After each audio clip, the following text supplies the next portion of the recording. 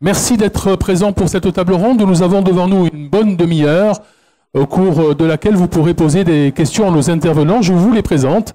À l'extérieur de ce plateau télé, Sébastien Dubois. Sébastien Dubois, vous êtes responsable de l'agence Alterway à Marseille et vice-président de Made in Soft et d'Aix-Marseille French Tech. Stéphane Guidarini à ma gauche. Bonjour Stéphane. Vous êtes responsable du pôle consulting chez Axian. Vous allez nous présenter le groupe Axian qui fait partie du groupe Vinci. Vous êtes également président du CIP, le club informatique Provence-Méditerranée, des spécialistes et des experts pour nous parler de cloud. Messieurs, merci d'être avec nous. Tout d'abord, Sébastien Dubois, parlez-nous en quelques mots d'Alterway. Alors merci. Donc Alterway, c'est une filiale du groupe Econocom qui est présent ici et qui a un stand et qui est spécialiste de tout ce qui est plateforme web, en allant de la partie hébergement, d'où le sujet aujourd'hui du cloud, hébergement infogérance, jusqu'à la partie construction de sites internet, avec de belles références RATP, Amélie.fr. Donc globalement, tout ce qui est DevOps et tout ce qui est plateforme web sur des plateformes Linux. Parfait. Merci d'être avec nous Sébastien. Stéphane, le groupe Axian. Rebonjour, oui, donc Stéphane Guidarini. Le groupe Axian, c'est la filiale du groupe Vinci qui s'occupe de la transformation numérique, de l'aval du conseil, dont je représente la partie consulting, jusqu'à la réalisation. Merci messieurs d'être avec nous. Alors le cloud fait partie de notre vie depuis de nombreuses années.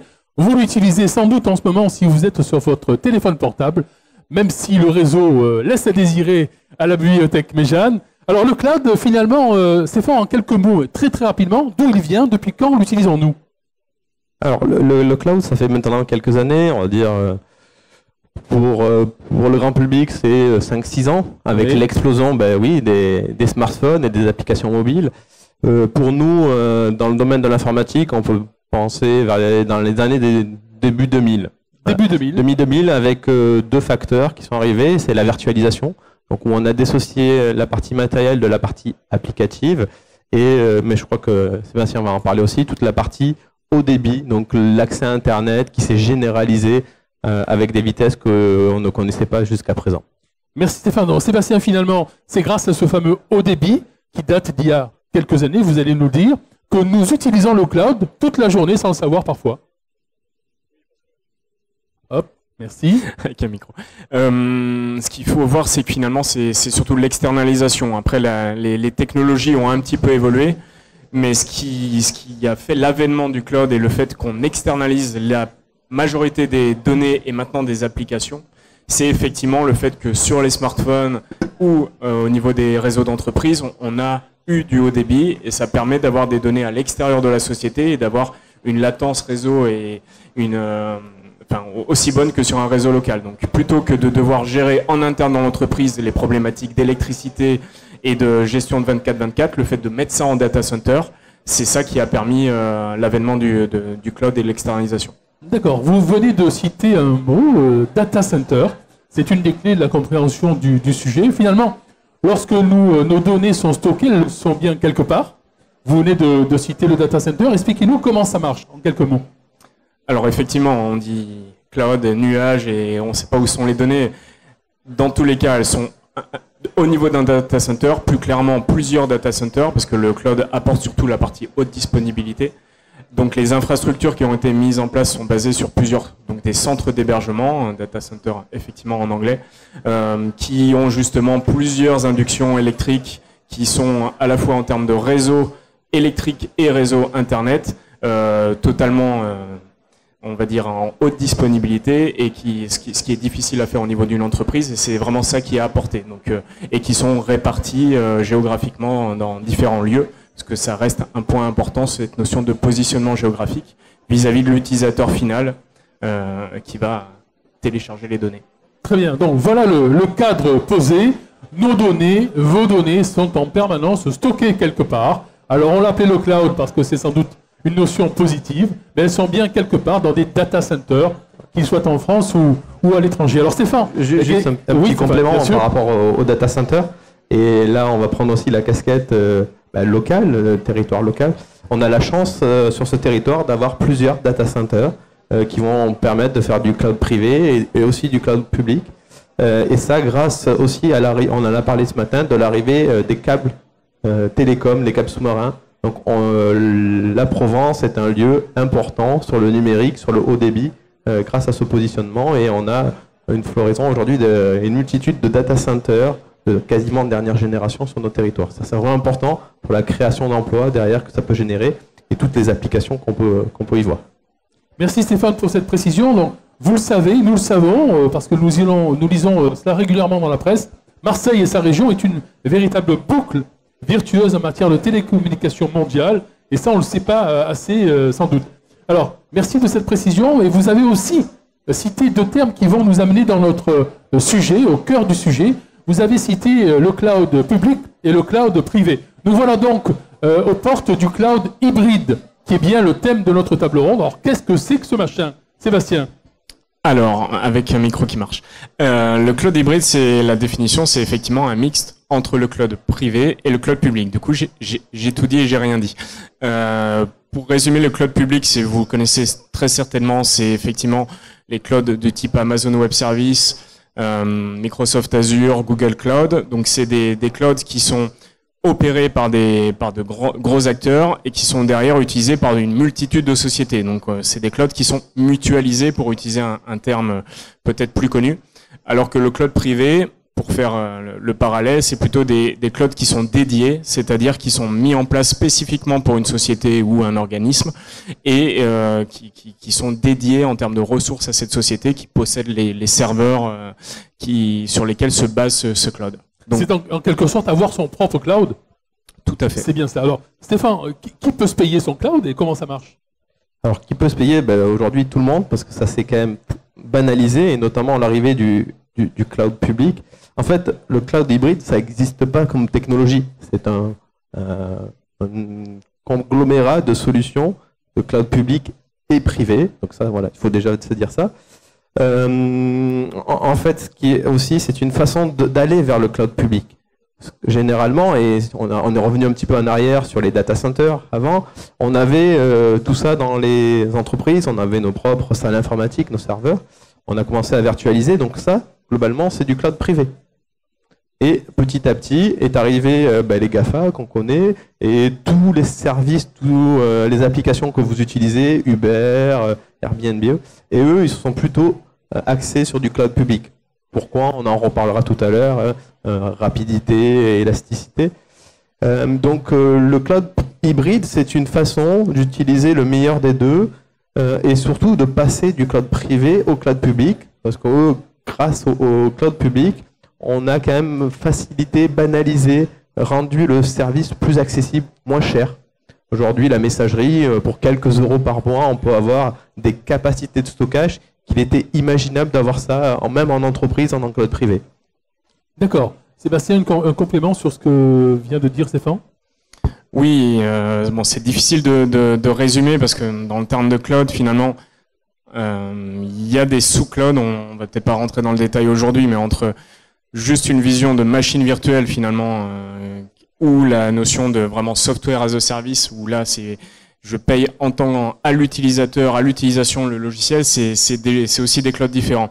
Mais effectivement, ce qu'il faut comprendre, c'est Amazon, hein, c'est pas un Français le pionnier malheureusement sur cette partie-là. C'est des très gros groupes qui avaient besoin finalement initialement pour leurs propres besoins de ressources informatiques, qui ont développé les technologies qui permettent justement ensuite de revendre à d'autres acteurs pour rentabiliser leur investissement. Et c'est ça qui est intéressant.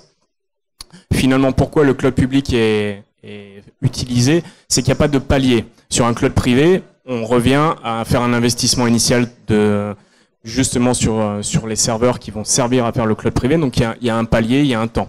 Le cloud public, vous pouvez là, aujourd'hui, avec une carte bleue, activer une instance, une machine virtuelle sur Amazon et la prendre pour quelques heures ou un mois. Donc cette souplesse, c'est vraiment quelque chose qui a révolutionné le monde un petit peu de l'informatique. Après, si on revient sur les coûts globaux, enfin sur le retour sur investissement est vraiment le bon choix pour une entreprise, suivant si elle a des besoins qui sont stables en termes de ressources ou si elle a des phénomènes de pic. Parlons d'un e-commerçant qui a une période de solde sur son infrastructure web.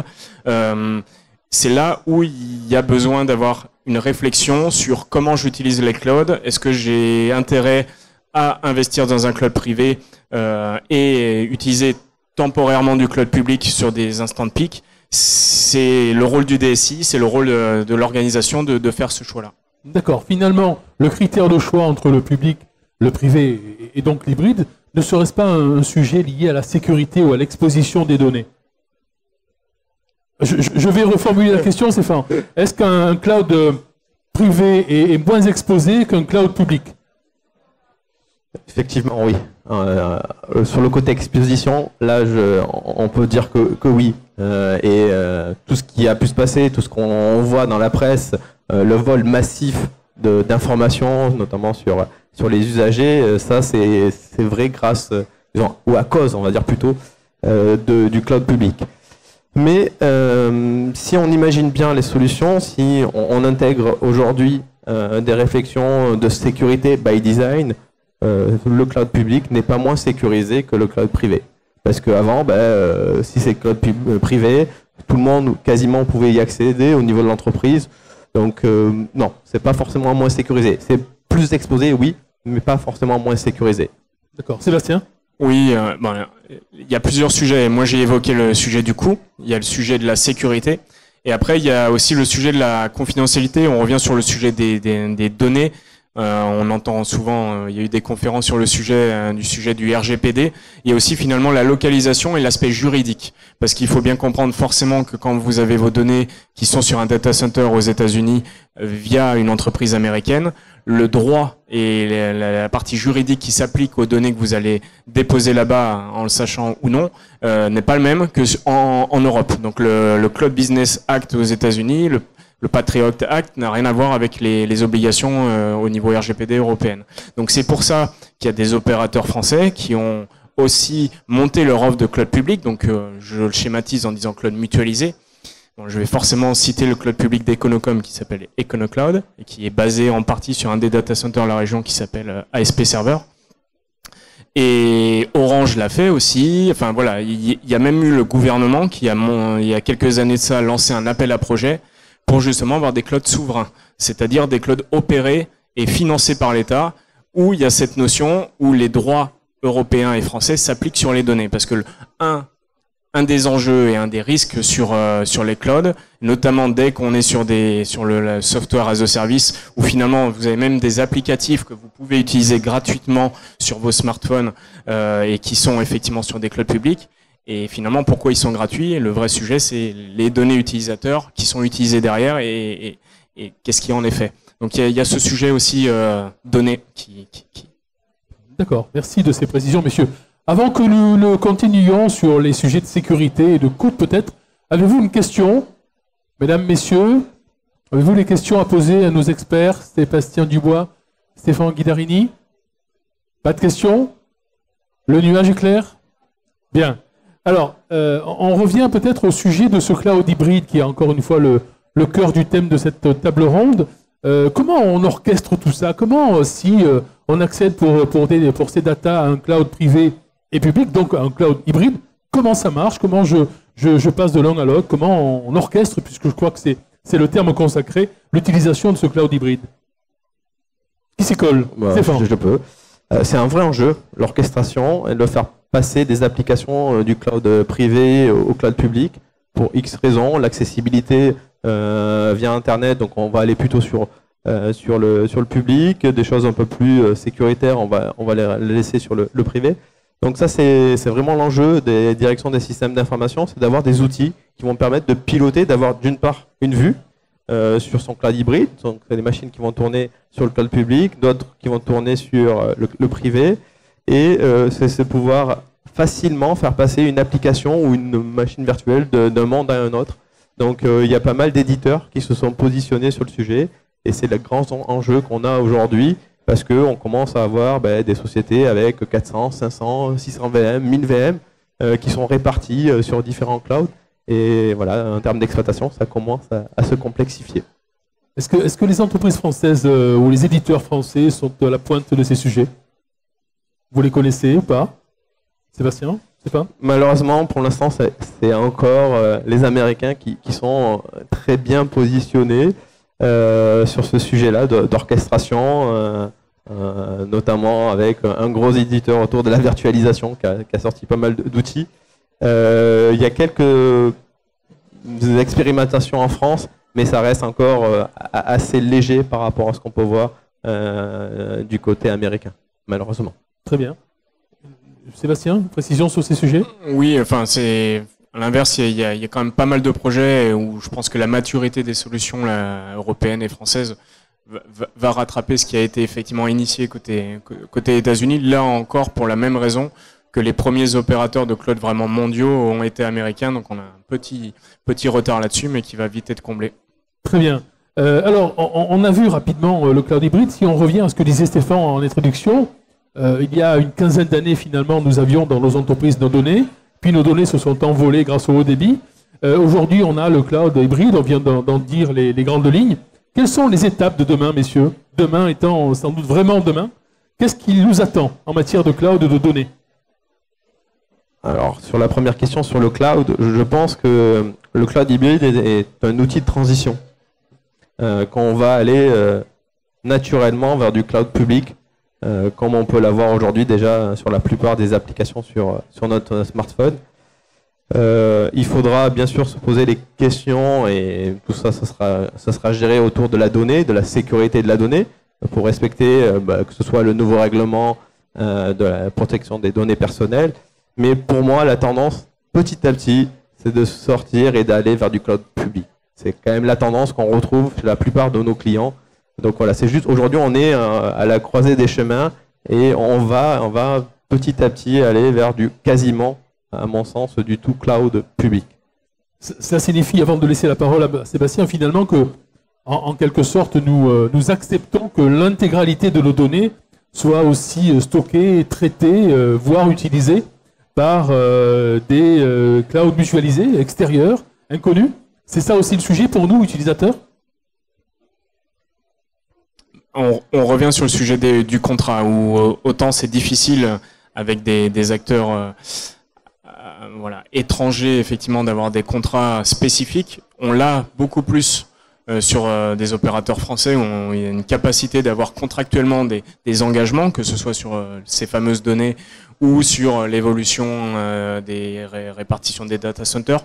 Donc il peut y avoir cette partie contractuelle qui peut rassurer et du coup faire un petit peu évoluer les choses. Après l'autre sujet, et là c'est plus un rôle de conseil classique, si effectivement la production de plus en plus va peut-être aller sur du cloud public pour des raisons de souplesse ou d'évolution, ça n'empêche pas qu'en termes de plan de reprise, parce qu'il faut aussi toujours pas mettre tous les œufs dans le même panier, et ça n'importe quel DSI a souvent en tête d'avoir soit un plan de reprise, soit effectivement une maîtrise et une sauvegarde qui est totalement gérée par ses équipes pour ne pas avoir le risque non plus que l'opérateur de cloud public du jour au lendemain arrête et avoir perdu ses données. Donc ça revient à un travail d'architecture à tous les niveaux, et ça, même si les outils évoluent, on reste toujours sur ce besoin de bien structurer entre avoir un besoin d'héberger une application, un logiciel métier, ou de devoir héberger dans le cloud une plateforme de e-commerce. Il n'y a pas les mêmes enjeux, il n'y a pas les mêmes pics, et donc on n'utilise pas de la même façon le cloud. Donc voilà, c'est un peu au cas par cas. Très bien. Y a-t-il des questions, madame, messieurs, sur le cloud? Oui, une question? Je viens vous rejoindre.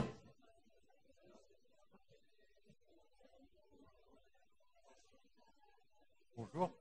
Alors c'est une question toute simple en fait. J'aurais aimé savoir la différence qu'il peut y avoir entre le cloud ou un cloud et un serveur, parce que pour moi c'est pas clairement défini. Vous avez entendu la question, messieurs? Oui. Tu vas laisser faire l'expert. Non, mais c'est une très bonne question et il faut effectivement. Je vais schématiser, un cloud, ça commence à partir de 2 serveurs. Ou en tout cas, dans la vision d'un cloud, on va dire tolérant aux pannes. Et c'est-à-dire que c'est effectivement la virtualisation qui a débuté, où on a commencé à parler de nuages et de cloud. C'est le fait typiquement de faire tourner un système d'exploitation pas sur une seule machine physique, qui peut donc avoir un souci purement physique. Et le fait d'avoir cette couche de virtualisation qui permet à partir de 2 serveurs d'avoir une réelle tolérance de panne, une capacité de basculer de l'une à l'autre sans coupure de service. Et à partir de ce moment-là, on peut clairement utiliser le terme de cloud. Après, bien entendu, les vraies infrastructures sont basées sur beaucoup plus de serveurs. On peut aussi avoir de la virtualisation sur une unique machine physique, mais là, dans l'utilisation du mot classique ou marketing du cloud, c'est à partir de 2 serveurs jusqu'à N serveurs, bien entendu. Merci Sébastien. Stéphane, à rajouter? Non, on va peut-être rajouter derrière après d'autres notions comme le paiement à l'usage qui sont arrivées avec le cloud public. Oui.